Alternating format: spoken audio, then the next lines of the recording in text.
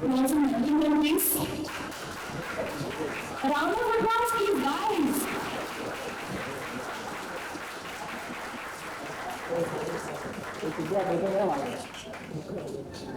Now, the most awaited guest. Please join me in welcoming Jaya Kishori ji. She is a renowned spiritual orator, as you all know. She is a motivational speaker. She received the National Creator Award of 2024. And she's a guiding force inspiring millions towards faith, positivity, and inner peace. Can we have a big round of applause for her, please?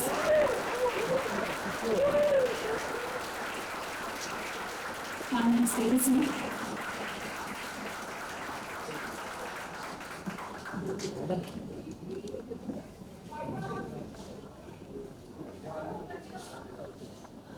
So, ma'am, it's an honor to have you here this evening. And so, without further ado, let's get into the conversation.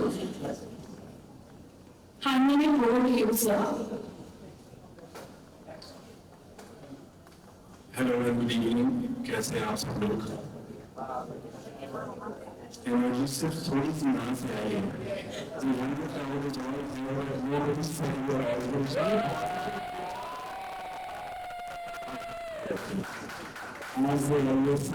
Younger generation जिसके अंदर मैं की जरूरत होती है ना? ये देखिए sir, every one is doing something सही बोल रहे हो। So thank you for being such a lovely audience today and इतना positive माहौल है। I'm sitting next to you Jaya जी।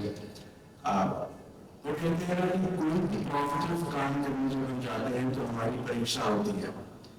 तो ये परीक्षा मेरी आज बहुत कड़ी थी, मतलब परीक्षा में कई परीक्षा कर सकता हूँ। सबसे पहले जिस घर में मैं रहता हूँ 1 साल से, उसकी लिफ्ट आज तक खराब नहीं हुई। And I remember that lift and that lift did not work out. I stood there for 7 minutes. उसके बाद बड़ी मुश्किल से जब मैं नीचे पहुंचा तो मेरे ड्राइवर का फोन आया, उन्होंने कहा कि मैं बारिश की वजह से लेट हूँ, सॉरी सर मैं नहीं पहुंच सकता टाइम से। मैंने कहा मुझे बहुत जरूरी है, मैंने कहा कोई बात। फिर मैंने फटाफट टैक्सी बुक की, वो टैक्सी में कैंसिल किया, दूसरी बुकिंग कैंसिल, तीसरी कैंसिल। फिर मेरे थोड़ा सा मार्केट फास्ट होने लगी। हमारे साथ इंसान ऐसे होता है, हमारे साथ है ना। कि बहुत लेट हो रहा हूँ, जया जी तो वहाँ पे पहुँचने वाली है, मैं नहीं पहुँचा, तो फॉरगेट इट ऑल, आज ऑटो में चलते हैं। एक ऑटो रुकाया, ऑटो में बैठे, मैप्स ऑन किए तो देखा बहुत ज़्यादा टाइम लग रहा है यमुना पर पहुँचने के लिए। तो इवेंट स्टार्ट होने गया था। मैंने कहा क्या करूँ? एक ही रास्ता है कि आज ट्रेन की जाए। 2.5 साल बाद ट्रेन में चल गए और फाइनली वहाँ पे टाइम पे पहुंचे। मुझे मैं ऑटो में बैठा हुआ था तो ट्रेन की धड़कन इतनी तेज थी और थोड़ी सी एंजाइटी महसूस हो रही थी। और उसी टाइम सबकॉन्शियस माइंड में जया जी की आवाज सुनाई दी, जिसने कहा इट्स ओके। तो मैंने कहा कि बुक पढ़नी तो मैंने स्टार्ट कर दी है, और अगर इसका मैं अमल अपने जीवन में ना कर पाऊं तो उस चीज का क्या फायदा है।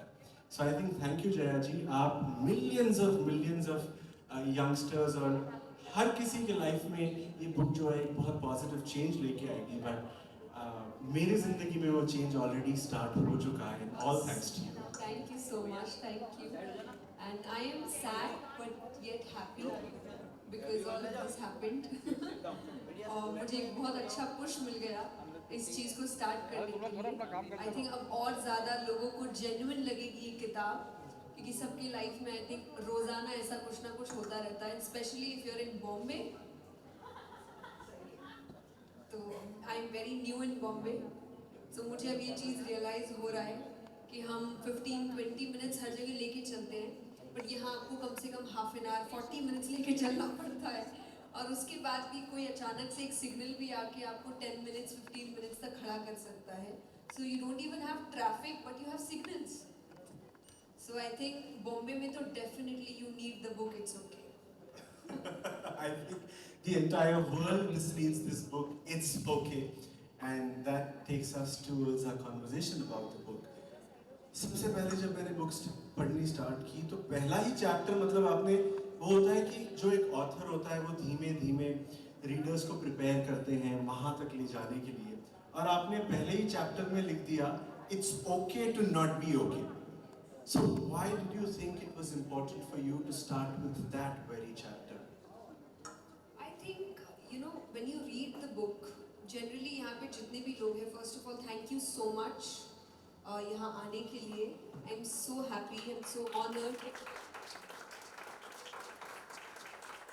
Because as a speaker मुझे बहुत आदत है कि लोग आपके लिए आते हैं, आपको सुनते हैं, but as an author, I think I'm very scared. मुझे बहुत नर्वसनेस है कि पता नहीं किताब लोगों को अच्छी लगेगी नहीं लगेगी. ये सबसे पहला कदम है मेरा ऑथर बनने का, पर आपने उस कदम को बहुत सुंदर बना दिया. सो thank you so much and thank you. मुझे लगता है लॉन्च से भी पहले जब हमने सिर्फ लिंक लॉन्च करी थी तो हाँ, we were best sellers before the launch. So it is all because of you guys. Thank you so much. I feel so happy. इतने प्यार के लिए. But yes, जब ये किताब कोई भी इसका जब टाइटल पढ़ता है इट्स ओके, उनको सबसे पहले लगता है कि इट्स ओके का मतलब है हर चीज के लिए I am trying to say it's okay. But नहीं, it's a balance of saying कि कब आपको इट्स ओके फील करना है और कब आपको ये फील करना है दैट इट्स नॉट ओके. लेकिन अगर सबसे पहली चीज़ जब हम इट्स ओके सुनते हैं तो लोग हमें यही कहते हैं कि नहीं नहीं आप लाइफ को बड़ी लाइटली ले रहे हो. तो सबसे पहला मुझे चैप्टर यही लगा कि दुनिया में ऐसा कोई इंसान नहीं है जिसकी लाइफ में कोई प्रॉब्लम्स नहीं है या उसको कोई इश्यूज नहीं हो रहे हैं या वो स्ट्रगल नहीं कर रहा है. सब अपनी अपनी जगह पर अपने अपने तरीक़ों से स्ट्रगल कर रहे हैं. जो यंग है वो अपनी यंग होने के एज से स्ट्रगल कर रहे हैं कि उन्हें काफ़ी चीज़ें पता नहीं है, वो एक्सपीरियंस्ड नहीं है. जो एक्सपीरियंस्ड है वो आने वाले चेंजेस से स्ट्रगल कर रहे हैं कि उन्होंने आज तक जो सीखा वो शायद अब उनके लिए मायने नहीं रख रहा because things have changed. Parenting change हो चुकी है, लाइफ चेंज हो चुकी है. तो सबकी लाइफ में प्रॉब्लम्स है, हैंडल करना पड़ेगा. और उससे पहले ये मानना कि प्रॉब्लम है, ये सबसे पहला वे है आपके प्रॉब्लम को सॉल्व करने का. तो आई थिंक सबसे पहले ही लोगों को ये बता देना कि it's okay to not feel okay, to not be okay is the best thing to start the book. कि आपको एक रिलेटेबिलिटी महसूस हो पहले ही चैप्टर में. आई डोंट वांट मैं आपको एंड तक लेके जाऊँ क्योंकि जिस ज़माने में हम जी रहे हैं वो रील्स नहीं चलती जो आपको एंड में सोल्यूशन देती है. वेट ही नहीं करना चाहता इंसान. उनको है पहले 20 सेकंड में अगर कुछ नहीं बताया तो स्वाइप. मुझे वो नहीं बनना था इसलिए मैंने पहले ही इंगेज कर लिया आपको. एब्सोल्युटली, बहुत बहुत आपने सही बात बोली. और यहाँ से सारे सीनियर सिटीजन जो है जो आजकल अडेप्ट कर रहे हैं रील्स को. इनफैक्ट मैं देखता हूँ कि जो सीनियर सिटीजन हैं कुछ साल पहले बोलते थे कि ये क्या लगे रहते हो अपने फ़ोन में, आजकल उन्हें बोलना पड़ता है कि फ़ोन साइड में रख दो. तो बहुत अच्छे तरीके से आप अडेप्ट कर रहे हैं. बट अल्टीमेटली जया जी यही कहना चाह रही है कि हर चीज़ में बैलेंस बनाना बहुत ज़्यादा ज़रूरी है. जया जी, आपने अपने बुक में मेंशन किया इमोशनल ऑनेस्टी के बारे में. एक तो हर किसी के मन में ये सवाल होता है कि हम जिसके सामने बहुत ऑनेस्ट हो जाते हैं, इमोशनली ऑनेस्ट, अपनी पूरी किताब खोल देते हैं, वो हमें बिट्रे कर देते हैं, वो हमारा यूज़ करते हैं. और दूसरी बात ये भी है कि for somebody like you who is a public figure, आप कैसे अपने लाइफ में इमोशनल ऑनेस्टी को इनकलकेट करते हो? क्योंकि आप इतने लोगों से रोज़ मिलते हो, आप सबको तो अपना ट्रू इमोशन नहीं दिखा सकते. तो सबसे पहली बात कि इमोशनल ऑनेस्टी का मतलब क्या है और उसे एक इंडिविजुअल किस तरीके से अपने लाइफ में इनकलकेट करे, और आप एज अ पब्लिक फिगर उसे अपने लाइफ में कैसे इनकलकेट करते हैं? See, for me, emotional honesty is something which is with your own self. I don't say कि आप इमोशनली ऑनेस्ट होकर पूरी दुनिया को अपना इमोशनल साइड दिखाते रहो, क्योंकि दुनिया इस लायक नहीं है. वो आपकी बातों का फ़ायदा उठाएंगे, वो आपके वल्नरेबिलिटी का फ़ायदा उठाएंगे, आपके ऑनेस्टी का फ़ायदा उठाएंगे. Don't do that. जब तक आपको विश्वास नहीं है उस इंसान पर कि वो आपकी बात, आपके इमोशन को समझ सकता है, तब तक उस साइड मत दिखाए. बट अपने आप को तो दिखाइए. आपके इमोशंस क्या है, आप क्या थॉट लेकर चल रहे हो, आप लाइफ में चाहते क्या हो, आप किस वक्त अच्छा महसूस कर रहे हो, किस वक्त नहीं कर रहे हो, ये आपको पता होना चाहिए. हम जब मेडिटेशन की बात करते हैं, actual meditation is the time you spend with yourself. knowing your own thoughts. कभी कभी जब हम ब्रीदिंग की भी बात करते हैं कि इंसान आपको ये समझा रहा है कि अपनी सांसों तक भी ध्यान दो. इमोशंस बातें तो बहुत बाद में आती है. आप अगर अपनी सांसों पर भी ध्यान दे दोगे तो ये भी एक तरीके का मेडिटेशन है. पर हम इतने बिजी हैं, इतनी भाग दौड़ में हैं कि हम दुनिया के बारे में जानते हैं पर खुद के बारे में नहीं. और ये काइंड ऑफ जो फेक पॉजिटिविटी चल रही है यार, उससे आपको दूर करता है कि जब आपको प्रॉब्लम है फिर भी हम कहें नहीं है नहीं है. अरे है भाई, आपके नहीं बोलने से ऐसा नहीं. जब चोट लगती है तो जिसको दर्द हो रहा है उसको पता है कि मुझे दर्द हो रहा है. एक छोटे बच्चे को हम कहते हैं ना, नहीं लगी नहीं लगी, चींटी मर गई नहीं लगी, ये सब बच्चों को सिखाते हैं. बट वो बच्चा आपको बोल नहीं पा रहा है पर वो रो रहा है क्योंकि उसको दर्द हो रहा है. तो कहीं ना कहीं उस वक्त ये बताने की जरूरत है कि चोट लगी है और रोना भी ठीक है. It's okay to cry, it's okay to feel the pain, but it's not okay अगर अगली बार भी फिर उसी रास्ते में आपको ठोकर लगे ना फिर गिरे. तो इसका मतलब आपने अपनी सीख से ही सीख ली. आई थिंक मुझे लगता है ऑनेस्टी खुद के साथ होती है, खुद के बारे में जानना. और जब आप ये करते हो ना, स्पेशली आज के ज़माने में जब everything is on social media, everything is about judgement, trolling, criticising, तब जिस इंसान को खुद के बारे में पता है उसको इन ट्रोलिंग से फ़र्क नहीं पड़ता क्योंकि वो जानता है कि I know my self, I know I am doing good, I know I am honest, I know I have good intentions.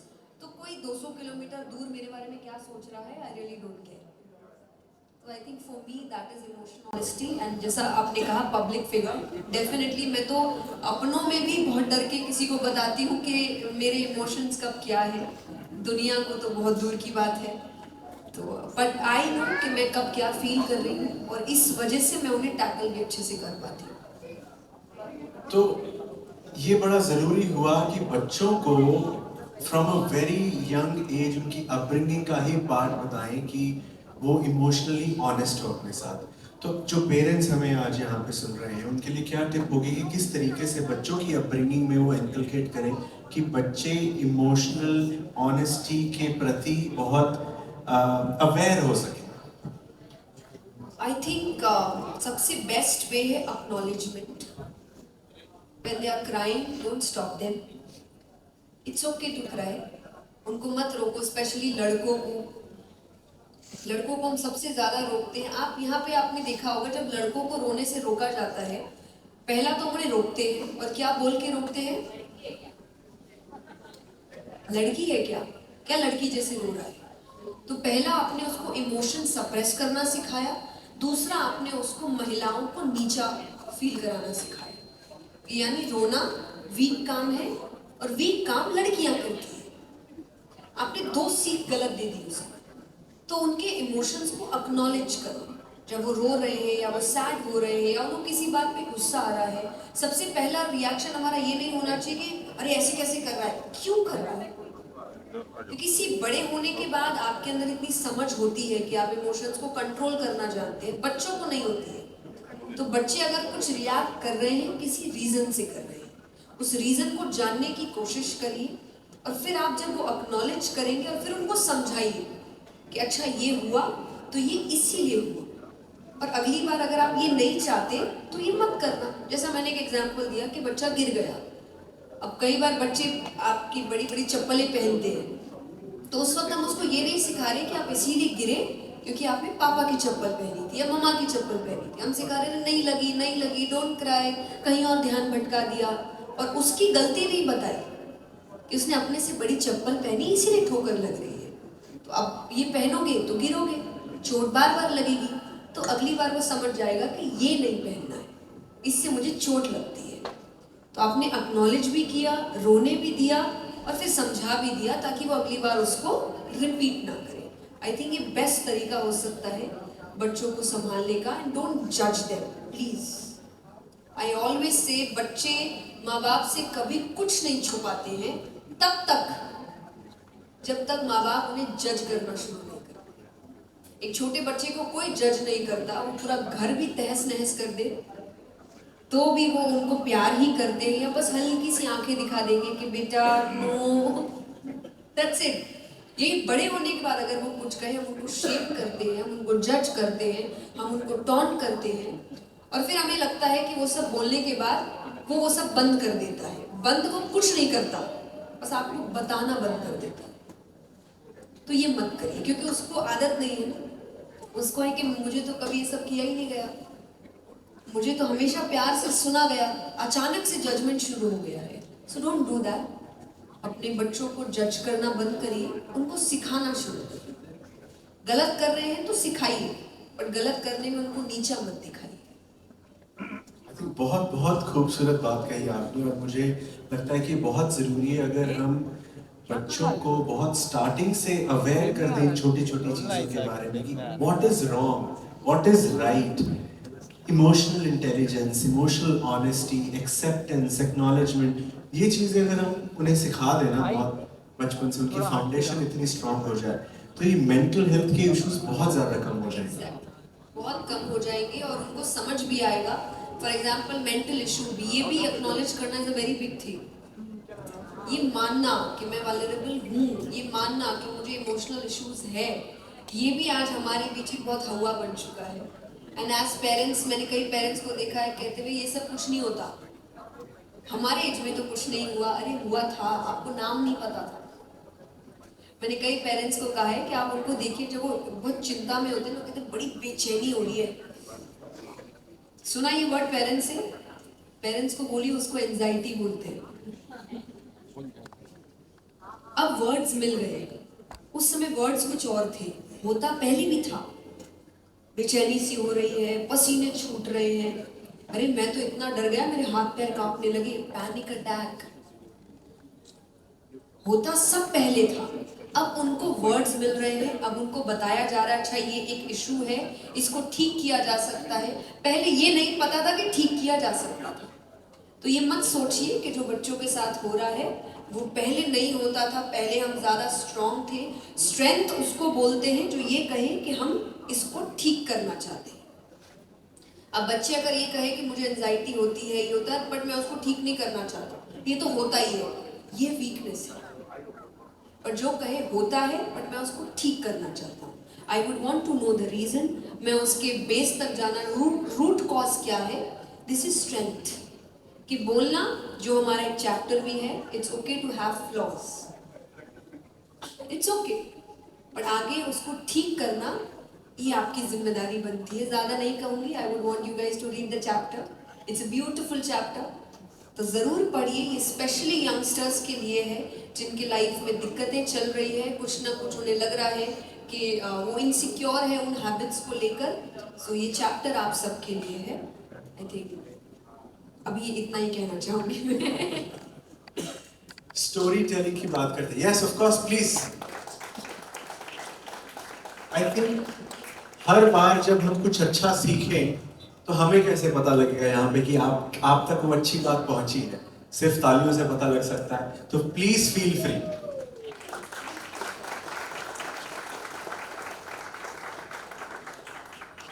जय जी, स्टोरी टेलिंग जो है वो बहुत एंशिएंट मेथड है, एंटरटेनमेंट का भी, टीचिंग का भी, अवेयरनेस का भी। और आई थिंक आप उसकी expert, I can call you an expert on that. आप तुम्हें स्टोरी टेलिंग का जरिया चुनो, because people who are listening to it can adapt better. तो आपके स्पिरिचुअल प्रैक्टिसेस में, आपकी स्पिरिचुअल टीचिंग्स में स्टोरी टेलिंग का क्या महत्व है? I think it's all about storytelling. I am a storyteller. मेरा काम ही ये है। पहले हम कथाएं क्या है, हम पहले कथा आपको एक तरीके से कथा सुना रहे हैं, फिर हम प्रवचन देते हैं, पर पहले आपको एक कथा सुनाते हैं, एक स्टोरी सुनाते हैं। तो मुझे लगता है मेरे जीवन की शुरुआत ही स्टोरी टेलिंग से हुई थी, not in terms of work, in terms of lessons too. मुझे भी मेरे माता पिता ने, दादा दादी, नाना नानी, सबने कहानियाँ ही सुनाई थी। उन कहानियों ने मेरे अंदर एक इंटरेस्ट पैदा किया था towards my scriptures. My first story was Gajendra मोक्ष की कथा, ये श्रीमद् भागवत में आती है। और तो इस कथा ने मुझे बहुत क्यूरियस किया था कि मुझे भगवान के बारे में जानना है और ये सब क्या होता है, कृष्ण कौन है, राम कौन है। और ये इंटरेस्ट ने मुझे फिर भगवान के प्रति और ज़्यादा इंक्लाइन किया था। तो मुझे लगता है स्टोरी सबसे बेस्ट तरीका होती है आपके अंदर एक विजडम को लेकर इंटरेस्ट जगाने का। सीधा प्रवचन किसी को पसंद नहीं आता, और या फिर आएगा भी तो वो फिर बहुत ज्ञानी होते हैं। उतने ज्ञानी हम सब नहीं है, मैं तो कहूँ मैं भी नहीं हूँ। मुझे इंटरेस्ट ही कहानियों से आता है। अगर कोई किताब मैं पढ़ रही हूँ और उसमें कोई कहानी आ जाए तो मुझे वो बात ज़्यादा समझ आती है। सो मैं जब भी कुछ कहती हूँ या अब अगर कहूँ लिखती हूँ, आई ऑलवेज मेक श्योर कि उसमें कोई कहानी ज़रूर है। और इस किताब में भी आपको बहुत कहानियाँ मिलेगी, ऐसी ऐसी कहानियाँ जो मैंने कहीं पढ़ी, कहीं सुनी, कभी मेरे पेरेंट्स ने मुझे वो कहानी बताई किसी बात को समझाने के लिए, और कभी अपने पर्सनल ज़िंदगी की कहानी भी मैंने इसमें बताई है जिससे मुझे अगेन सीख मिली। तो मुझे लगता है कहानियाँ मेरी ज़िंदगी को बेहतर बनाने में बहुत बड़ा रोल प्ले करती है, एंड आई वुड वांट वो आप सबकी ज़िंदगी को भी बेहतर बनाने में एक अच्छा रोल प्ले करे। Thank you. I think I'm famous for that, no? I've always been like that. जो बोलते आए उसके हटके ही काम किए हैं मैंने, और कभी कभी फंस भी जाती हूँ उन चीज़ों के लिए मैं, but it's okay. Absolutely. But yes, see what I feel, छोटी छोटी बातें ही आपकी ज़िंदगी की बड़ी बातों को बेहतर बनाती है, जिसे हम कहते हैं बूंद बूंद से घड़ा भरता है। आपके जीवन की जो बूंदें हैं, छोटी छोटी बातें हैं, छोटे छोटे सिचुएशंस है, वो लाइफ के जो बड़े सिचुएशंस को कैसे सामना करना है उसमें हेल्प करते हैं। अगर आप छोटी बातों को इग्नोर कर देंगे तो जब बड़ी बातें आएंगी आप उनका सामना नहीं कर पाएंगे। मैं ये रिलेशनशिप्स में भी बोलती हूँ, बाद में जाके नहीं कहना अरे पहले से मुझे रेड फ्लैग नहीं दिखा, क्यों नहीं दिखा। स्टार्टिंग की छोटी छोटी हरकतें आपको बताती है कि ये गलत है, ये गलत है, यहाँ पे आवाज़ उठानी चाहिए, यहाँ पे बोलना चाहिए। ये एंड में पता चलता है जब आपके जीवन का इतना बड़ा हादसा हो जाता है, आपके जीवन को स्कार कर देता है वो रिलेशनशिप, और तब जाके आप बोलते हैं मैंने पहले क्यों नहीं समझा। तो ये बहुत बड़ा एग्जाम्पल है कि छोटी छोटी चीज़ों पे ध्यान देना ज़रूरी है। तो चाहे फैमिली हो, again Mahabharata is a very good example for that. छोटी छोटी चीज़ों में दुर्योधन को समझा देते तो महाभारत होती ही नहीं, पर उनकी छोटी छोटी बातों को नज़रअंदाज करते गए, उनके पिता उसको ढकते गए, उनको डांटने की बजाय, उनको समझाने की बजाय उसको इग्नोर करते गए कि छोटी सी बात है, छोटी छोटी करते करते देखो क्या कर दिया, पूरे वंश को ही खत्म कर दिया। तो आई फील कि छोटी बातों को इग्नोर नहीं करना चाहिए। आई वुड ऑलवेज से कि छोटी बातों पे कई बार हम सीन क्रिएट करने में डरते हैं। Don't create a scene but at least talk about it. I don't want to fight, I don't want to create a scene, but I think this is something we should have a conversation about. क्योंकि ये अगर अभी छोड़ दिया ना, आगे जाके ये हमें ही बर्बाद कर देगा। This is what I feel. So basically, yes. Sorry, अभी आपने स्टार्टिंग में तालियां बजाई नहीं, अब मुझे आदत हो गई तो तालियां आप बजाओगे ही नहीं। तो अब मुझे अपना भ्रम तोड़ने में थोड़ा सा समय लगता है, मैं आपको स्पेस दूंगा उसके लिए, ठीक है? So इसका मतलब है let it out of your system, do not keep it in your system. Is that what it is? Yes, but you should know how to let it out. That's very important. आप Yes. Please उस पे elaborate करें, क्योंकि नहीं तो ऐसे हो जाएगा कि जया जी ने बोला था रखना नहीं अंदर, बात कर देना, तो वैसे नहीं होना चाहिए. What is the right way of acknowledging it, letting it out, but still not making the other person feel offended? I think first talk about it in a very friendly manner, क्योंकि कई बार सामने वाले को पता भी नहीं होता कि वो जो कर रहा है वो चीज़ आपको हर्ट हो रही है। चाहे वो आपकी फैमिली है, आपके पार्टनर है, आपके फ्रेंड्स है, आपके कलीग्स है, कोई भी है, क्योंकि हर किसी के जीने का तरीका अलग है, हर किसी के ट्रिगर पॉइंट्स अलग है। कोई चीज़ किसी के लिए बहुत नॉर्मल हो सकती है और आपके लिए बहुत बड़ी हो सकती है। So you need to understand that. उसके लिए अपनी बात को बहुत फ्रेंडली वे में रखना is a very good start, कि अरे जो बोला ना मुझे अच्छा नहीं लगा। अब उस रिएक्शन को सामने वाला कैसे ले रहा है ये बताएगा कि आपका सेकंड स्टेप क्या होगा। सेकंड स्टेप वो आपकी लाइफ को बेहतर बनाने वाला होगा, रिलेशनशिप को बेहतर बनाने वाला होगा, या अब थोड़ा फॉर्मली उस पॉइंट को फिर से रखना होगा। I think I always say if that person matters to you, please give 2 to 3 chances सुधरने का, क्योंकि 1 मिनट में कोई नहीं सुधरता, उससे ज़्यादा चांस देने की ज़रूरत नहीं है। सिचुएशन को भी, काम को भी और कई बार खुद को भी। अब चांस देने की ज़रूरत का मतलब ये नहीं होता कि खुद में भी कई बार हम बहुत ज़्यादा हार्ड हो जाते हैं। Don't do that.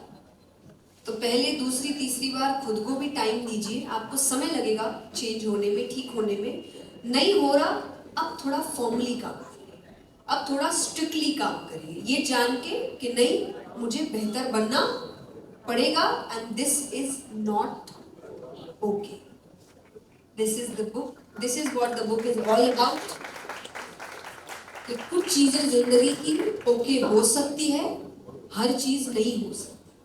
हर चीज को लाइटली नहीं ले सकते आप, और बड़ी से बड़ी गलती करके इट्स ओके या नहीं कह सकते आप। तो आपको कुछ चीजों को ठीक करना पड़ेगा, क्योंकि एंड ऑफ द डे वो आपकी लाइफ खराब करेगा, किसी और की नहीं। कोई आपके साथ 1 बार 2 बार 3 बार हैंडल आपकी बातों को कर लेगा, फिर नहीं करेगा। तो अगर आपको अपनी लाइफ में अच्छा काम करना है, खुद को बेहतर बनाना है, अच्छे रिश्ते बनाने हैं, you have to work on yourself. I think that's what I feel. It can be a good start. आपने और एक बात कही कि walk away from the relationships that don't serve you anymore. कहना ये बात काफी आसान है, बट इसे अप्लाई करना अपने जिंदगी में उतना ही डिफिकल्ट भी है। तो वो लोग जो इसे अप्लाई करना चाहते हैं, उनके लिए फर्स्ट स्टेप क्या होना चाहिए? उनका माइंडसेट किस तरीके से प्रिपेयर होना चाहिए? Read the chapter. First step. देखिए, पूरा ये इवेंट प्रमोशन का है, तो मैं एक मौका नहीं छोड़ना चाहती अपना प्रमोशन नहीं करने का। Read the chapter, it's a very beautiful chapter. और बहुत सी ऐसी बातें हैं जो अगेन आई वुड से लोग कहते हैं कि ये नहीं होना चाहिए, और मैंने कहा ये होना चाहिए। पर आप जब पूरा पढ़ेंगे तो आपको समझ आएगा कि मैं किस इंटेंशन से ये बात कह रही हूँ। क्योंकि see what I feel, this is my personal opinion, you can have your different opinions on this, but I feel जब आप किसी रिलेशनशिप में जाते हैं, the relationship is actually meant to make you happy, feel happy. क्योंकि आज जब हम इतनी भागदौड़ में हैं, हम चाहते हैं कोई एक इंसान ऐसा होगा जिसके पास जाके we feel we are home. You know, home is not about those bricks and bungalows and flats and anything. It's about that person. वो आपके लिए आपके पेरेंट्स हो सकते हैं, आपका हस्बैंड, आपकी वाइफ, कई बार वो नहीं तो आपके दोस्त, आपके सिबलिंग, पर जो भी, लेकिन वो आपका घर होना चाहिए, जिसके लिए आपको फील करे कि आप घर आ गए। वो ऐसा रिश्ता नहीं होना चाहिए जहाँ घर आने से पहले टेंशन हो कि घर जाना है, अब वहाँ अलग कहानी शुरू। अगर ये आपको फील हो रहा है तो मुझे लगता है ये घर नहीं है, और घर चेंज करने का टाइम आ गया। क्योंकि मैं नहीं इस चीज में मानती कि हम ये सोच रखें कि डेथ बेड पे ये बोल सके कि अरे हमने रिश्ता जिंदा रखा, प्यार मर गया था पर रिश्ता जिंदा था। बस समाज को ये कहने के लिए रिश्ता एंड तक जिंदा रखा। आई थिंक एक ही जिंदगी है, प्यार से जीनी है, उनके साथ बिताइए जो आपसे प्यार करते हैं, जिनके साथ आप प्यार महसूस करते हैं, और बाहर की भागदौड़ से वापस आके घर महसूस करते हैं। तो आई थिंक ये चैप्टर उसी के लिए था। If you don't feel that, don't be in that space, be alone. I would say don't keep hopping. घर ढूंढने से पहले हम बहुत समय लगाते हैं ना, यस और नो? कितने घर, बॉम्बे में तो कितने घर देखते हैं हम, बहुत घर देखते हैं, तब जाके एक घर पसंद आता है, पर हर घर में रहते नहीं है ना, यस और नो? दूर से देखते हैं बस। तो आप देखो चलेगा, पर हर घर में हॉप करते रहोगे तो फिर किसी घर में नहीं रह पाओगे। बाकी हमारी ऑडियंस बहुत समझदार है, सब समझ गए, सबके रिएक्शंस और एक्सप्रेशन से मैंने गेज कर लिया आपको। बस समझदार को इशारा काफी है, बस इतना समझिए। आपने और एक बात कही, to be kinder to yourself, it's very very important. आपको क्यों लगता है दैट इज सो इम्पोर्टेंट कि आपको एक चैप्टर डालना पड़ा उसके बारे में? Because we are not. हम अपने लिए कुछ सोच नहीं रहे। हमें क्योंकि स्टार्ट से ये सिखाया गया है कि दूसरों को खुश रखो, दूसरों के बारे में सोचो, दूसरों को सर्व करो, दूसरों को प्यार करो, बी अ गिवर। पर आप किसी को कुछ भी तभी दे पाएंगे जब वो चीज आपके पास होगी। यस और नो? अगर मुझे फाइनेंशियली आपकी हेल्प करनी है तो उसके लिए सबसे पहली चीज मेरे पास क्या होना चाहिए? पैसा। फाइनेंशियली हेल्प करनी है तो मेरे पास क्या होना चाहिए? पैसा। अगर मेरे बैंक में 1 रुपया भी नहीं है और मैं जाकर कहूँ अरे 2 लाख चाहिए अभी देता हूँ, पॉसिबल? तो अगर किसी को प्यार देना है तो उसके लिए पहले मेरे पास क्या होना चाहिए? प्यार होना तो चाहिए। तो जब खुद की बैटरी चार्ज होगी तभी तो दूसरों को चार्ज कर पाएंगे। हम ही यहाँ पर उसमें लो बैटरी पे चल रहे हैं और फिर कह रहे हैं चलिए दुनिया को बदलते हैं। अरे थोड़ी देर में फोन बंद हो जाएगा। और इसीलिए शायद हम इरिटेट हो जाते हैं क्योंकि हम अंदर से खुश नहीं होते। और मैं ये मैक्सिमम महिलाओं से कहती हूँ क्योंकि सबसे ज्यादा मुझे लगता है ये बैगेज महिलाओं के कंधों पे दिया गया है। Be a giver. जितने सैक्रिफाइसेस महिला करे उतनी महान। पर end of the day maximum बच्चे ज्यादा प्यार अपने पापाओं से करते हैं और मम्मी उनको लगती है कि दिन भर इरिटेट करती है। बट वो कैसे ना करे जो सारे सपने छोड़ के बैठी है। उसने मन का कुछ नहीं किया। और इसीलिए कई बार आप देखिए कि आप गलती कुछ और करते हैं पर हर गलती घूम फिर के इसी टॉन्ट में आती है कि मैंने सब कुछ किया तुम्हारे लिए, सपने छोड़ दिए, जीवन छोड़ दिया, तुम्हारे लिए तो जी रहे हैं हम। अभी किसी को समझ नहीं आता एक्चुअली वो बच्चों को टॉन्ट नहीं कर रहे हैं, ये उनके अंदर का दुख बाहर आ रहा है कि हमने सब छोड़ दिया, हमारे सपने छोड़ दिए, हमारी खुशियां छोड़ दी, हमारे पसंद छोड़ दिए। ये मन में आता है, ये लाइफ टाइम रहता है उनके मन में। तो ऐसा इंसान कैसे खुश रह सकता है? और वो खुश नहीं है तो आसपास वालों को खुश कैसे रख सकता है? इसलिए वो चिड़चिड़ करता रहता है। तो आप भी यही करेंगे। आप अंदर से खुश नहीं होंगे तो आप आसपास किसी को खुश नहीं रख पाएंगे। तो पहले खुद को खुश रखिए, खुद को स्वस्थ रखिए। आप स्वस्थ नहीं है, आप किसी और को कैसे बोलेंगे कि स्वस्थ रहो? वो कहेगा पहले खुद रहो। सॉरी?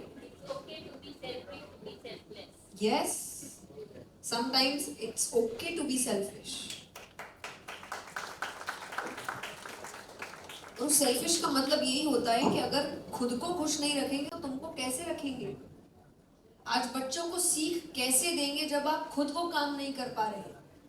यस और नो? बच्चे यही कहेंगे ना आपको क्या पता। तो पता करने के लिए, सिखाने के लिए भी खुद कुछ करना पड़ता है। फॉर एग्जाम्पल मैं एक बात सच्ची कहती हूँ कि ये चीज़ मैं अपने ओपिनियन से ही बताती हूँ, बट बहुत लोग मुझे आके कहते हैं कि अरे पेरेंटिंग का ज्ञान आप मत दीजिए, बच्चा हुआ नहीं कैसे पता। इसीलिए मैं ओपिनियन कहती हूँ, एक्सपीरियंस नहीं कहती कि ये मेरा ओपिनियन है। बट मैं एक चीज और कहती हूँ, बच्चा नहीं हुआ पर बच्ची तो हूँ।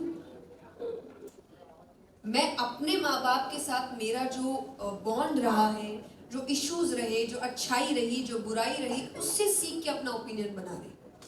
पर डेफिनेटली कि मैंने वो चीज़ अभी तक एक्सपीरियंस नहीं की, वो एक्सपीरियंस करने के बाद maybe I will have more things to say. But again I would say कि कभी कभी दूसरों को अच्छा करने के लिए भी सेल्फिश बनना पड़ता है कि अगर आप मुझसे अच्छाई चाहते हैं तो मुझे अच्छा बनने का समय आपको देना पड़ेगा। So it's okay to be selfish sometimes.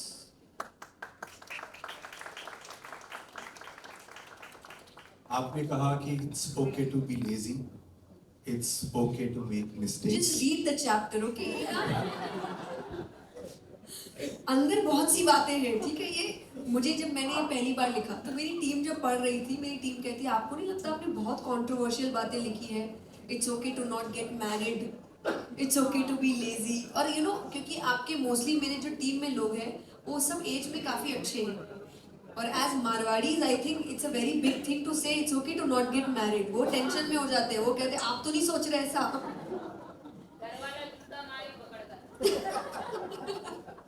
Exactly. तो बट रीड द चैप्टर। मुझे लगता है कि वो चैप्टर जब आप सुनते हैं या सिर्फ फर्स्ट लाइन रीड करते हैं आपको लगता है अच्छा ये इस बारे में है, बट पढ़ते पढ़ते वो बिल्कुल ऑपोजिट बारे में होता है। तो ये मैंने बड़े कोशिश की है मैंने कि इस सुंदरता से लिखूं कि पहले लोगों को लगे कि अरे बड़ा मसाला मिलने वाला है, अंदर फुल ऑन प्रवचन मिलता है। बट यस अगेन हाँ, so it's okay to be lazy, yes it's okay to be lazy, but what's not okay ये पढ़ के आपको पता चलेगा। आई हैव केप्ट 2 लाइन्स हर चैप्टर में, what's okay and what's not okay, एक ही इमोशन में। तो हमने अलग अलग इमोशंस लिए, पर हर इमोशन में आपको समझना होगा what's okay and what's not okay. My last question to you would be, सारी दुनिया आपको जानती है एज अ स्पीकर, और क्यों आपने डिसाइड किया कि अब आपको कुछ लिखने की भी जरूरत है, क्योंकि आपकी स्पीकिंग के through you are connecting with millions of people across the world. So what was that one thing that sparked within you and you thought कि नहीं मुझे लिखना चाहिए, मुझे मेरी लिखाई के रास्ते में और कुछ लोगों के साथ कनेक्ट करना चाहिए? आई थिंक जो आपने क्वेश्चन में ही मेरा आंसर दे दिया, और कुछ लोगों के साथ कनेक्ट करना चाहती हूँ। मुझे इस चीज़ का I don't know why I have this thing in me कि I want to try a lot of things जो मेरे गोल से कनेक्टेड है। So my goal is to make people understand what is good for them and what is not good for them. I want to share things जो उनकी life को और comfortable बना सकता है with my own experiences. I always say this is my opinion, my experience. I am just sharing it with you. अच्छा लगे बहुत अच्छी बात, नहीं लगे तो इग्नोर इट। मैं कोई यहाँ पे आपको प्रेशराइज करने नहीं आई यही करना पड़ेगा यही सही है, नहीं, किसी को नहीं पता क्या सही है क्या गलत है। जो 10 साल पहले सही था आज गलत हो चुका है, और जो 10 साल पहले गलत था आज सही हो चुका है। तो टाइम बहुत चेंज हो रहा है, सोसाइटी चेंज हो रही है, लोगों का दिमाग चेंज हो रहा है, तो कोई भी रूल ऐसा नहीं हो सकता जो है कि ये तो होना ही चाहिए, ये नहीं होता है। But you can share your experiences, वो किसी का हेल्प कर सकता है।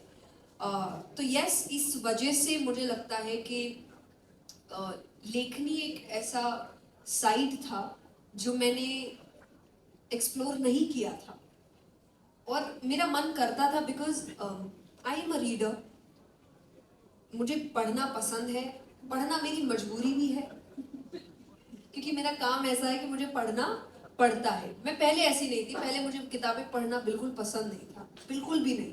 आई यूज्ड टू हेट इट। मुझे आप पिक्चर चला दो मैं देख लूंगी, स्क्रिप्चर्स में भी I used to watch movies, सारी स्पिरिचुअल मूवीज रिलीजियस मूवीज मैंने देखी, मुझे पढ़ना नहीं पसंद था। मैंने पढ़ना शुरू किया था मजबूरी में, मेरा काम है मुझे शास्त्र पढ़ने पड़ेंगे, जानना पड़ेगा। वो मजबूरी ने मुझे पढ़ने से प्यार करवा दिया। अब मुझे किताबें पढ़ना बहुत पसंद है, मेरे पास बहुत सी किताबें हैं, और फिर भी अगर आप मुझे कभी भी बुक स्टोर में ले आओ मैं 10 बार और खरीद लेती हूँ। और फिर मेरे पेरेंट्स पीछे से कह रहे होते घर पे जो पढ़ी है वो तो पढ़ लो पहले, पर मुझसे रुका नहीं जाता। मुझे ऐसा लगता है कि नहीं मुझे ये भी पढ़ना है, ये भी पढ़ना है, ये भी बहुत अच्छा टाइटल है, ये मेरे बहुत काम आ सकता है। सो आई लव रीडिंग नाउ। जब आप किसी चीज़ से प्यार करते हो तो मुझे लगता है आपको कभी कभी ये भी मन करता है कि मुझे भी ये करना है। सो आई थिंक ये एक चीज़ मेरे अंदर थी। एंड थर्ड आई वुड से आपकी बातें, आपके वीडियोस गायब हो सकते हैं, आप जब तक हो शायद लोग तभी तक आपको देखें, पर आप जब कुछ लिख के जाते हो वो जीवन भर रहती है, और आपके नहीं सबके भी। तो मुझे ये करने का मन था कि मैं कुछ ऐसी बातें लिखूं जो मेरे मन में है, और वो तब भी रहे जब मैं नहीं हूं। मैं नहीं हूं, मुझे शायद कोई जानता नहीं है, आगे 2, 3, 4 जनरेशन के बाद भी शायद वो क्रॉसवर्ड आए और उनको एक किताब रखी मिले, इट्स ओके, और उनको पता चले कि अरे नहीं वो तो इस साल में जा चुकी है पर किताब अभी तक चल रही है। सो आई थिंक मे बी ये 2-3 रीजन थे जिसकी वजह से I wanted to write. And I want I thought of writing 6-7 years पहले, अब जाके बात सच हुई है। How old were you 6-7 years पहले? अब तब से सोच रहे हो लिखने का? नाइस, 6-7 इयर्स, मैं 6-7 साल की थी तब नहीं।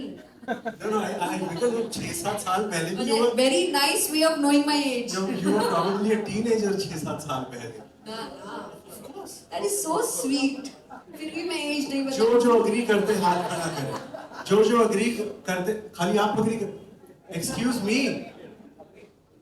A lot of them agree. अच्छा. See. So what do you think? What's my age? 29. 25 पे चलते हैं, वहीं रुक जाते हो. Very nice. Good. अब 18 हुए ना, अब 7 साल पहले. हाँ, जब तो अडल्ट हुआ ना. 18, no, still 18. ये सबको पता है, आजकल इंटरनेट में सब आता है, एज क्या है. जबरदस्ती आप बटन लगा रहे हैं ना मुझे. फ्री किताब किसी को नहीं मिलेगी. आपने कहा you love to try new things. आज एक नई चीज ट्राई करते हैं. आपकी पहली बुक है, उसका कवर अनवील करते हैं. Everybody ready? Please.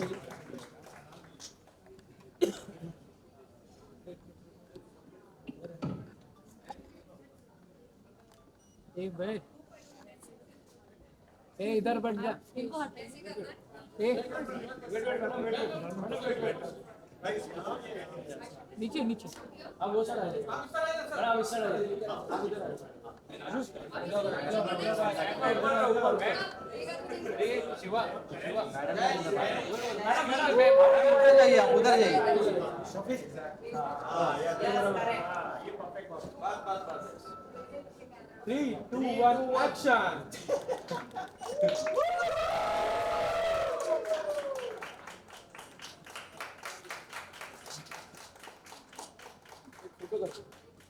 रुकिए मैडम.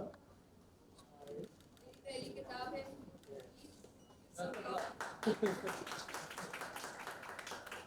क्या तय करेगा कि अगली किताब कितनी जल्दी आएगी? मैडम एक साथ. वैसे on the count of 3, Jaya जी को हम दिखा दें कि हम में कितनी पावर है. On the count of 3, everybody says it's okay with thumbs up. All right? Ready? It's very okay. 1, 2, 3.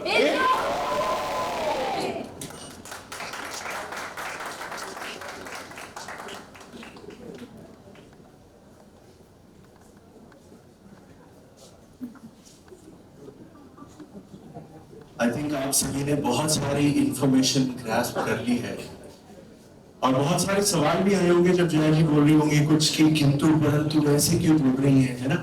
So I think we can now open the floor to couple of questions here please. Do we have an extra mic for the audience? या जी.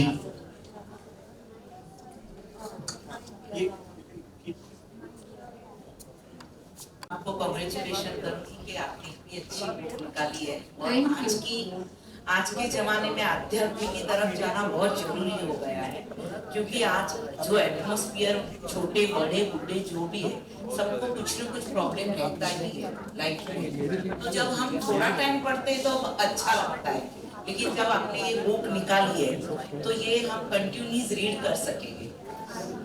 तो आपको ये कौन सी as से आपके अंदर ये आध्यात्मिक की आपके अंदर ये रंग लगा आध्यात्मिक का? ये मुझे बचपन से ही लग गया था. मैं 5-6 साल की थी तभी से, और मैं नहीं कहूँगी कि ये मुझे एक रियलाइजेशन के तौर पे लगा. ये मेरे घर में रूटीन था, लाइफस्टाइल था मेरा. और रिलीजियस स्क्रिप्चर्स के बारे में जानना, सीखना, सुनना, हनुमान चालीसा करना, ये चीज़ें हमारे लाइफ में पहले से थी. तो मेरे लिए स्पिरिचुअलिटी एक लाइफस्टाइल था. कभी से ऐसा नहीं था कि अचानक मुझे लगा कि ओह अब मुझे स्पिरिचुअल होना चाहिए. मैं हमेशा से थी.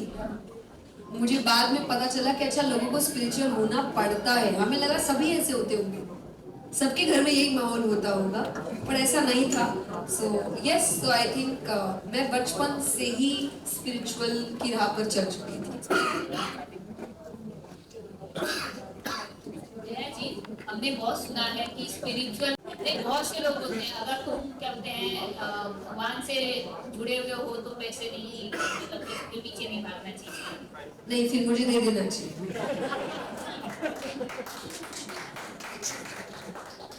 ऐसा कुछ नहीं है, क्योंकि देखिए सब कर रहे हैं. आज आपको अगर एक नॉर्मल जिंदगी जीनी है तो you need money for that. But I cannot say that if you want money, you have to not be spiritual. No, money आए तो और spirituality बढ़ जानी चाहिए. क्योंकि पैसा एक बहुत अच्छा तरीका हो सकता है आपको डिस्ट्रैक्ट करने का, तो तब आपका स्पिरिचुअलिटी आपको और दृढ़ रखता है। और मुझे नहीं लगता कि हमारे जितने भी महान लोग हुए, वॉरियर्स, अर्जुन है, पांडव है, ये सब तो पैसे में थे ही ना, राजा थे, मुझे लगता है सर से पैर तक धन और लग्जरी से जुड़े हुए थे, पर फिर भी उन्होंने कृष्ण का साथ कभी नहीं छोड़ा।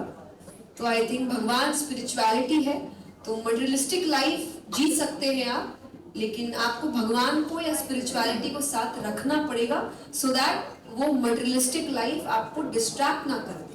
But money is very important even if you want to do something good. अब कुछ अच्छा भी करना, उसमें भी पैसे लगेंगे, तो ये अच्छी बात नहीं है। जो भी आपको समझा रहा है वो आपको बेवकूफ बना रहा है और नहीं तो मैं कहती हूँ पूरा वैराग्य लो, बीच में मत रहिए। अगर गृहस्थ है तो do your work, earn money, have a good life.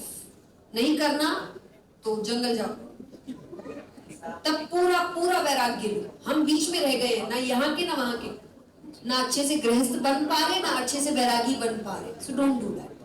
पैसा हमें ऊपर ले नहीं जा सकते, लेकिन पैसा हमें ऊपर ले जाता है।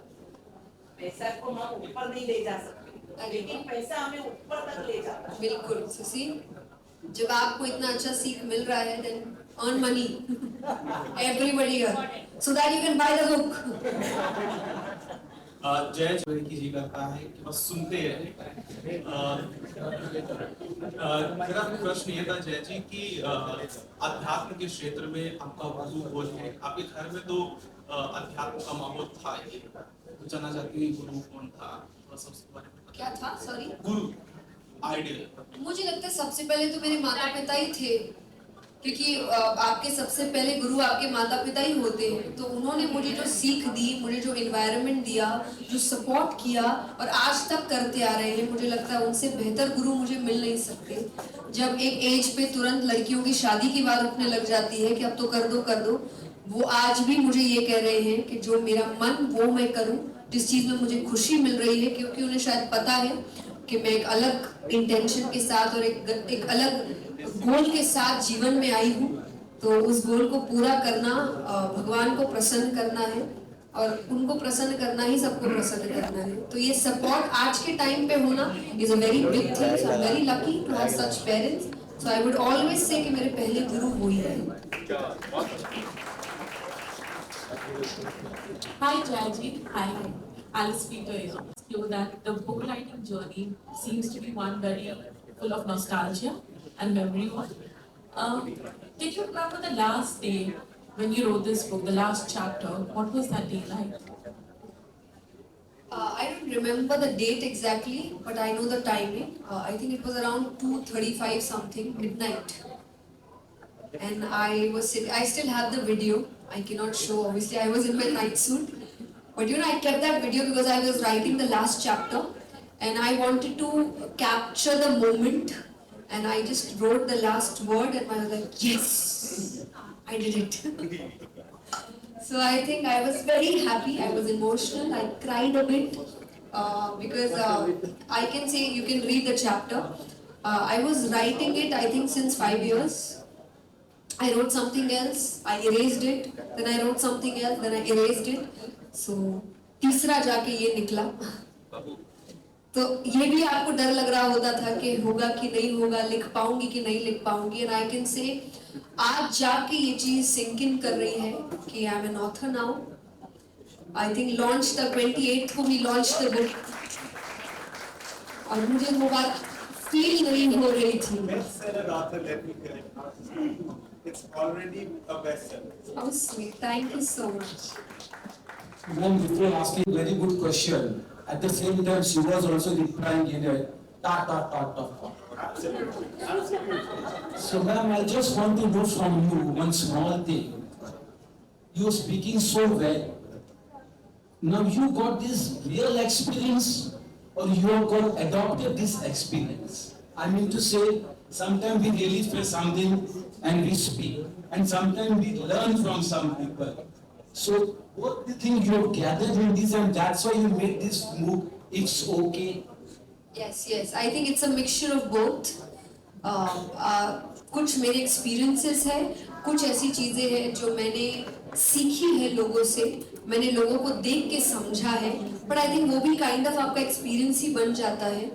बट आई वुड से this book is actually it's a mixture of 3 things, my own experiences, my readings, और दोनों को मिला के जो एक तीसरी चीज़ निकली वो पता नहीं क्या है, बट वो सब मिलके ये बुक बनी है. और and I try keeping things very simple. मुझे लगता है वही रिलेटेबिलिटी लोगों तक पहुंचती है. क्या है, ट्राई कि मैं उनकी लैंग्वेज में, उनकी भाषा में, उनके एक्सपीरियंसेस में बात करूं. ऐसी कोई बात ना करूं जिससे उनको लगे कि अच्छा ये हमारी जैसी नहीं है. I want to make you guys feel कि मैं आप जैसी ही हूँ.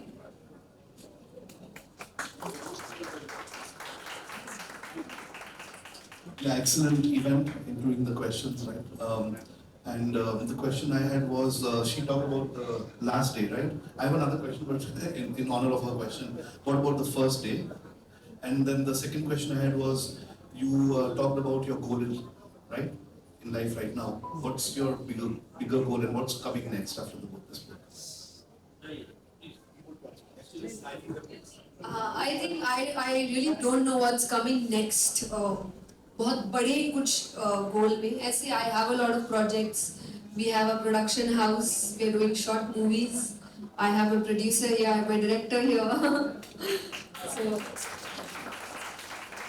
we are trying to give you good stories through books, through movies, through bhajans, through apps. So I think my goal is this. कि मैं आपकी लाइफ को जितना बेहतर, जितना अच्छा, जितना पीसफुल बना सकूं, no matter what the field is, I will try each and every field. मैं कभी नहीं कहती, जब मुझसे लोग कहते आप क्या है, मैंने कहा अभी तो स्पीकर ही है, बाकी नाम जुड़ते जाएंगे. So my actual goal is that I want to be nothing so that I can be everything. I want to do a lot of things. But अभी तो I think book signing हम हर उस शहर आएंगे जहाँ पे क्रॉसवर्ड है. So next is Delhi, 4th of August. Then we have Pune. Then we have I think Chandigarh. So Bangalore. So a lot of places. तो अभी तो बुक ही है जहाँ सबसे ज़्यादा ध्यान दिया जा रहा है. बाकी कथाएं चल रही है. So God's been kind. I think first day मेरे लिए बहुत I would say इमोशनल था, थोड़ा इरिटेटिंग था, क्योंकि मुझे कुछ समझ नहीं आ रहा था. हाँ, कि क्या हो रहा है, क्या लिखूं. ये टॉपिक मुझे मिल गया था, बिकॉज ये टॉपिक मुझे मिला, मैं जनरली जो कॉलेजेस में जाती हूँ सेशंस करने के लिए, एंड आई हैव सीन कि यूथ 2 फ्रेजेस बहुत यूज करता है. एक है जस्ट चिल, हर चीज में जस्ट चिल यार, और एक था इट्स ओके यार. अब जस्ट चिल में मुझे कुछ मिला नहीं. मेरे दिमाग में कुछ आया नहीं. इट्स ओके में बहुत सी चीजें आई. अब वो बहुत सी चीजों को कैसे लिखा जाए, इट्स ओके बन के लिखा जाए, इसके टॉपिक्स क्या होने चाहिए. तो पहला I think my reaction was like क्या है ये. तो पहले में मुझे नहीं पता चला कि मैं सच में इस चीज को लिख पाऊंगी कि नहीं. और अगेन आई वुड से कि हम बहुत ड्राफ्ट्स बनाते हैं, तो जो एकदम पहला ड्राफ्ट था वो पढ़ने के बाद मुझे लगा कि बहुत ज़्यादा ही कंट्रोवर्शियल हो गया है. अब थोड़ा क्लीन करना पड़ेगा इसको, अब थोड़ा सा नॉर्मल बनाना पड़ेगा ताकि हर कोई इसको समझ पाए. तो 2-3 ड्राफ्ट्स बने और उसके बाद आई वुड से कि फाइनल ड्राफ्ट बना.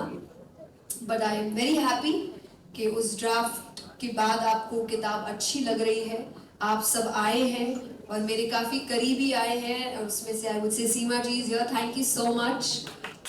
बॉम्बे का बहुत बड़ा नाम, वो बहुत अच्छा काम कर रहे हैं, स्पेशली आज के यंगस्टर्स के लिए, चाहे उनके एजुकेशन में हेल्प है, हेल्थ में हेल्प है, या उनको एक बेहतर इंसान बनाने में हेल्प है.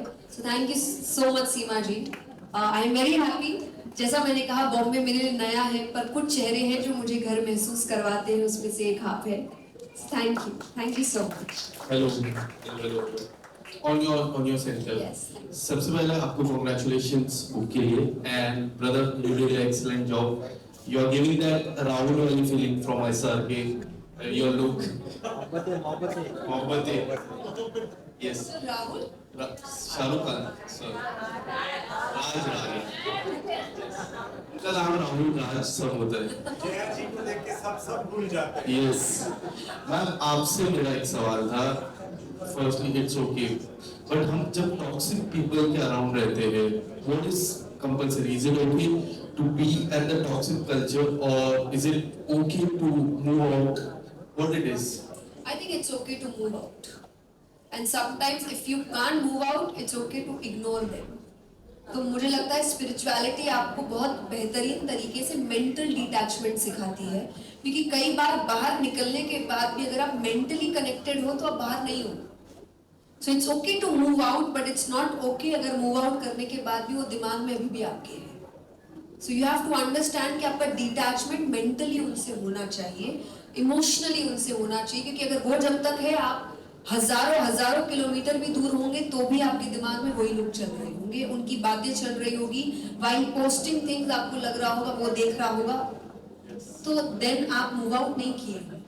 तो मुझे लगता है कि this is not okay, but it's okay अगर आपको लग रहा है कि ये इंसान आपकी ग्रोथ में एक ऑब्स्टिकल बन रहा है, फिर वो कोई भी हो अलग हो जाना चाहिए। एंड अगेन आई वुड से, अगर कोई कहे ये आजकल के लोग हैं, महाभारत इसका सबसे बड़ा एग्जाम्पल है कि परिवार से लड़ने के लिए भी कृष्ण ने उनको प्रोत्साहित किया था, क्योंकि परिवार गलत था। तो अगर परिवार से लड़ने के लिए भगवान प्रोत्साहित कर सकते हो तो आसपास वालों का तो क्या इतना ध्यान रखना।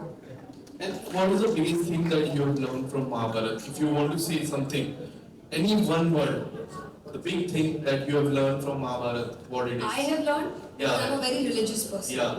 What do you? मेरा ओपिनियन अलग हो सकता है। I have learned, I love this, it's a श्लोक, so पर इसकी जो 3 वर्ड्स हैं मुझे बहुत मोटिवेट करते हैं। जब ईश्वर एंड में अर्जुन से कहते हैं कि सर्वधर्मान्य परित्यज्य मामेकं शरणं व्रज, इस सब कुछ छोड़ के मेरे पास आ जा, मैं सब संभाल लूंगा। ये बात मुझे बहुत मोटिवेट करती है कि आप सारे झंझट छोड़ के भगवान की शरण में चले जाओ, वो सब ठीक कर देते हैं।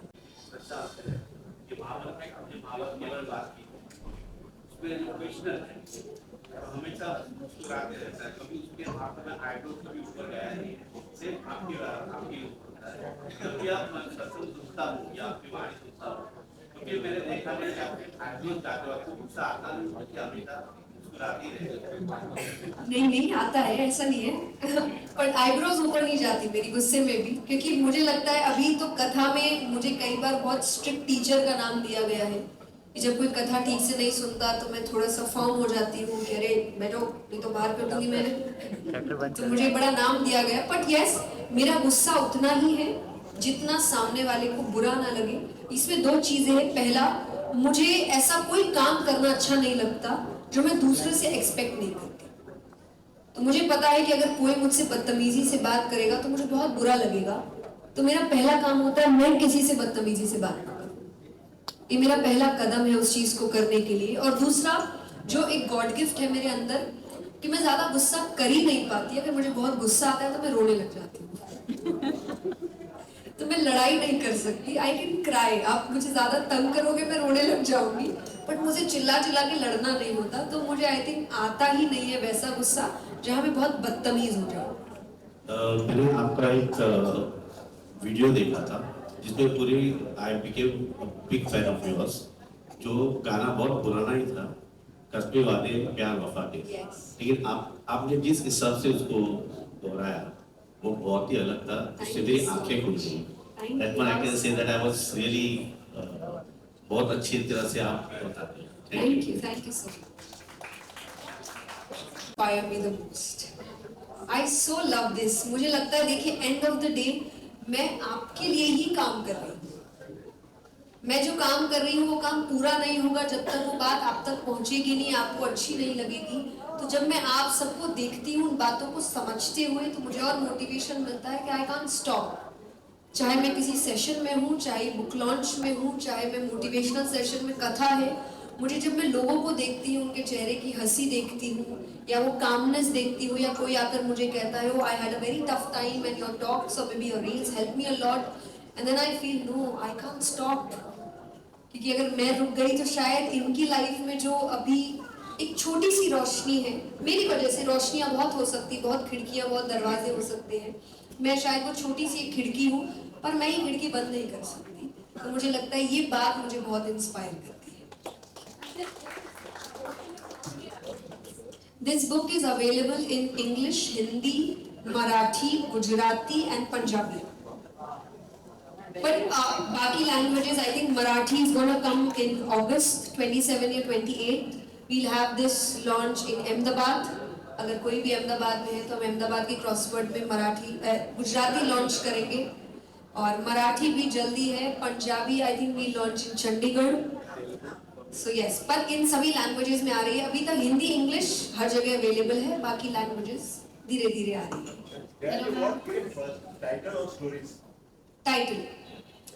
टाइटल तो मैं डे 1 पे श्योर थी और मुझे कई बार लोगों ने कहा कि अरे इट्स ओके, रखे कि नहीं रखे, समझ नहीं आएगा। मैंने कहा आए ना आए, नाम तो ये ही रहेगा, मैं नाम बिल्कुल चेंज नहीं करने वाली। तो I think I was very sure with its okay. Ma'am small request, 2 line एक भजन आपसे लाइव सुनना चाहते हैं।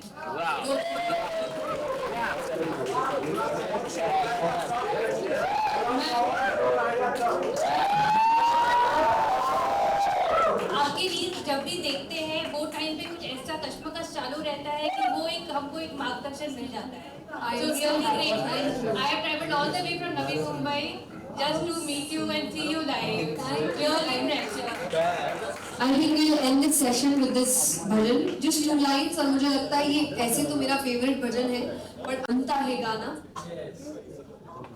मेरा आपकी कृपा से सब काम हो रहा है, मेरा आपकी कृपा से सब काम हो रहा है। करते हो तुम Kanhaiya,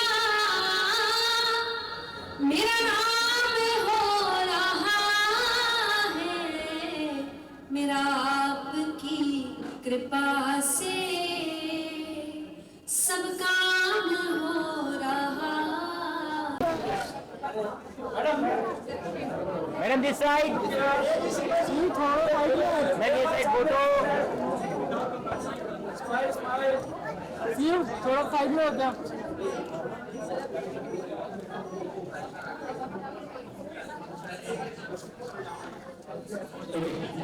Everyone guys, podium number 1, please sit.